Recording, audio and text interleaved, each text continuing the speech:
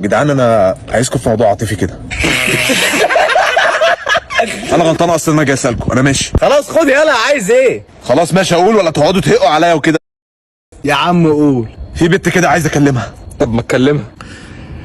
بديهيات، ما انا لو اعرف اكلمها اجيلكوا ليه طيب؟ خلاص يا اسطى، البت دي اسمها ايه؟ اسمها كنزي. انت بتشوفها فين البت دي؟ معايا في الجامعه يا عم.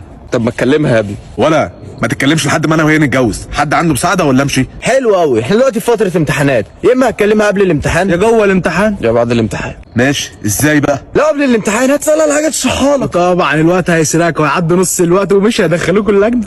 فهتسقطوا، والست لما تسقط مالهاش غير بيتها وجوزها، وانت ان شاء الله تبقى جوزها. يا عم ماشي، ولو جوه الامتحان؟ لو جوه اللجنه هتقعد وراها وتسألها على السؤال ب، بعد كده اسالها على الصالحه، بعد كده السؤال ب تاني عشان ما سمعتوش، بعد كده السؤال كيف عشان يبقى ب وح وب وكيف بحبك. يا ولاد اللعيبه، طب لو بعد الامتحان اكلمها ازاي؟ لو بعد الامتحان هتسألها عملت ايه، وطبعا مفيش بنت هتقول لك انها حل كويس. تقول لها خلاص تعالى اعزمك على شاورما، ومفيش بنت بتقوم الشاورما. خلاص يا جدعان انا مش عارف اقول لكم ايه، وعد مني الموضوع ده لو مشي لا اعمل لكم بوفيه لوحدكم في الفرح.